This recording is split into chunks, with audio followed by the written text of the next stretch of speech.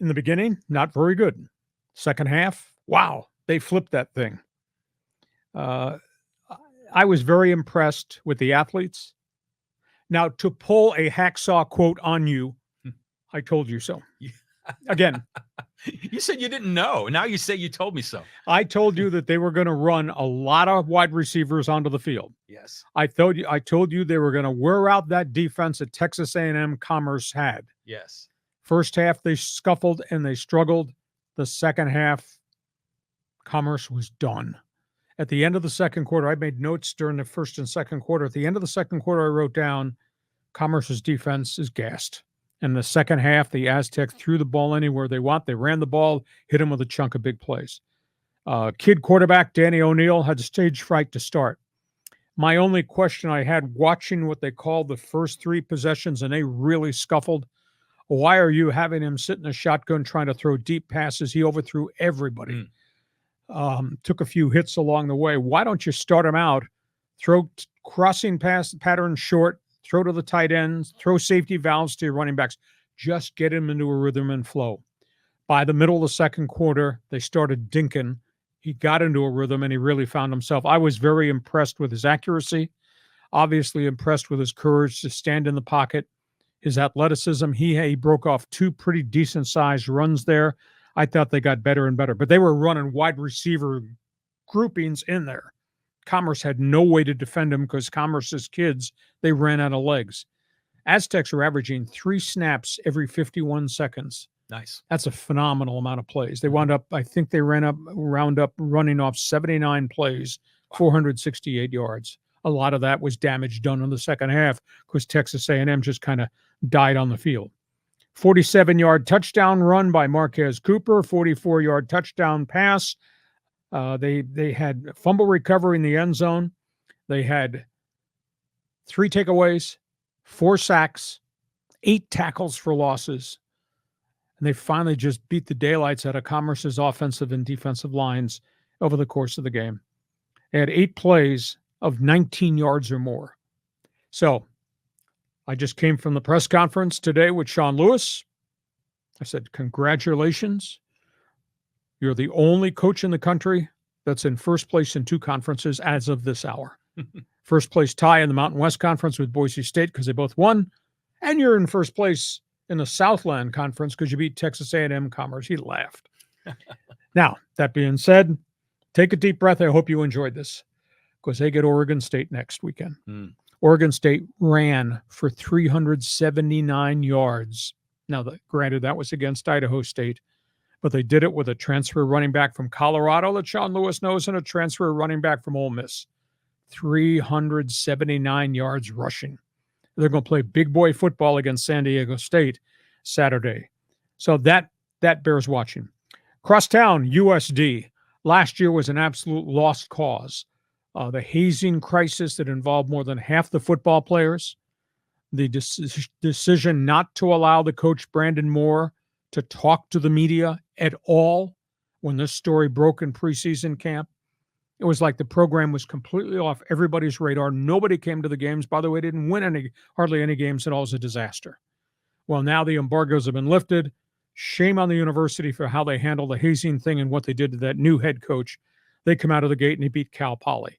3 pass interceptions, 2 taken back for touchdowns, ran for 188 yards. Toreros looked pretty good. And by the way, that's against a Cal Poly 1AA team. It's got scholarship players and it's been a pretty good program. Now they go from that, and they got 2 more tough games. They're going to play Central Washington, a Division II power scholarship team, this weekend. And then they go to North Dakota, and that's going to be really hard because that's one of the better 1AA programs in the country. But Brandon Moore came out of the gate real quick, and they gave away a lot of tickets. They had 5,000 fans there. I haven't seen big wins like that in a while. So that's kind of a statement game, and maybe it's a jumping off point for USD to start to become what they used to be under Dale Lindsey, which was pretty upper echelon within their division of play. John Riley just managed to text me while I was in the press box at the Aztecs game that he was sitting with the rich and famous on the 50-yard line in the upper deck at Snapdragon Stadium. So you had a much better view of the game than I did, but John Riley, tell me what you thought from the rich man seats about what the Aztecs did, and then a comment about the Toreros. Okay, well, first of all, it was a great time. I mean, it's a fun event to go to Aztec football. And that stadium was rocking. And the stadium is great. People are having fun. I wish there were more people there. Only 18,000, but now there's a chance to get more based on how dynamic the way they played was. So I'm watching the first half, and it seemed like the offense was going backwards more than forward with all the penalties. Yeah. There were so many penalties. 31 penalties. Yeah, it was insane. And there was such little scoring. And then like midway through, I think the second quarter, I looked up on my phone. I go, I wonder what the point spread on this game is. And it was 34. And it was 6-3. The Aztecs were losing at halftime, and this is a 34-point spread. And then it ended up finishing, what was it, 45-14. So it ended up being a 31. So that's maybe a bad beat. But at any rate, it was exciting to watch how the team changed. It makes you wonder what the halftime speech was. What was the message? Hopefully, it was just calm down.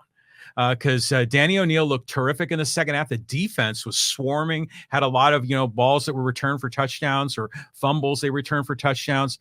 And yeah, O'Neil was overthrowing his guys by like 5 yards in the first half, but the second half, man, right on the money. Well, they ran so many receivers. I think they had 9 receivers that saw action. And I think he might have completed passes to a total of 12 people. But they just ran the legs off Texas A&M Commerce. They had nobody who could stay with these guys. And it got to be single coverage. And the Aztecs' third and fourth guys, receivers were blowing by the corners and safeties who couldn't keep up with them because they were done. They were gassed. So now that's 1AA football. So they're in first place in the Southland Conference in the Mountain West. Here comes Oregon State, because these next 2 weekends are going to really be hard. And they've already lost their left tackle. He's gone down with a knee injury, and I think he's going to be out a chunk of time. No decision yet whether they have to operate on him, but when you lose your left tackle, that's huge. But Danny O'Neil progressively got better and better, more confident. No doubt he's got guts. He stood in the pocket and he took some shots, but then he also broke the pocket and he rolled out and he ripped off a big run. I think the thing that really surprised me, once they settled him, he was so accurate. Even on deep post pattern stuff, he dropped it right in there. So. And that running back was really good, too. Well, he's a fourth-year starter, Marquez Cooper. Yeah. He's a stud. At this level, at the group of 5 level, that's a player. So my only beef was when you were blowing them out, I would have rather seen the second quarterback get snaps, give A.J. Duffy snaps, and I want to see the other running backs get a chance, because you don't want to get O'Neil nor Marquez Cooper hurt in the fourth quarter of a blowout win. But I didn't ask that question today because I didn't want to ruin Sean Lewis's press conference. But that was a pretty good start. But that was against a team from the Southland Conference who was 1-9 last season. So was Sean Lewis, was it good vibes, or was he cautious, or what was his feeling? Well, he was, first of all, his press conferences are like his offense. He talks really fast. It's really hard to write down notes and get good quotes because he is gone and he takes the next question, is answering that question, and you're trying to keep up the answer from the prior question. Right. He's fun to be around. Hit him with a couple of real broadside questions today. The one I really wanted to ask, but I decided not to do it. I kind of asked it in part. I said, Sean, you spent all of the summer and preseason telling us about Aztec Fast. Did I misinterpret that? I thought you were talking about your offense. Well, you didn't lie to us, did you, Sean? Were you actually meant Aztec Fast, your defense? I kind of laughed. That defense was unbelievably fast. I mean, they got there fast, they got there in a foul mood. Mm-hmm. And that I was so impressed. And we have been spoiled. We've seen great defenses at San Diego State, what Rocky Long packaged, what Brady Hoke brought. I don't think I've ever seen an Aztec defense could run like this cast of characters. I mean, they were everywhere on the field. That poor quarterback from Commerce must have thought he was in the Canadian League. Other 12 and 13 guys on the field. He couldn't find anybody. He kept getting hit. So Aztec offense kicked it into gear at the start of the third quarter, and that kid quarterback handled it very well. And I was pretty impressed.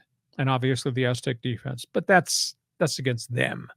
That's against 1AA football. Yeah, we'll take the win, right? I mean, I'm not going to argue with you about that, but here comes Oregon State. Here comes Cal. The next 2 games are tough. And then you go into the Mountain West Conference and wow. Well, Cal will be a little easier than Oregon State, I would think, but we'll find out. I just want to say also that prior to the game, I went out to that river walk area kind of underneath the trolley. It was pretty nice. They had a beer garden, they had food, they had a live band, they had a big screen TV with other college games on. That's a good vibe. They have an opportunity to create a real nice tailgate scene. I think the environment there could be unbelievable. And that stadium, I mean, I give credit, the student body finally showed up. The show showed up in the end zone seats, and they were at their drunken finest. It was really fun. And by the way, I won't say this except one time. Don't ever do that to me again. John Riley stands up in the first quarter, glass of wine in his hand, and salutes me in the press box, sitting there in the corner of the press box with a bad view from his 50-yard line seat because he's enjoying the game with the rich and famous. Don't do that to me. I'm your co-host. Yeah, well, you probably got in for free, but you're in the press box. I should have been hanging out with you, but I had a great time with one of my buddies. We had it was a good one. Only thing I'll say, Aztec fan, disenfranchised Charger fan, you need a football fix, you ought to sample Snapdragon Stadium. It's kind of cool. Hey, we get to halftime. Our Monday podcast is off and running. You got questions, you got comments, you got statements to make. Do it right now. Get into the Fans Forum chat box. Tell us what your thoughts are. What we've talked about, Padres, Dodgers, what we just talked about, the NFL Notebook, and obviously Aztec football.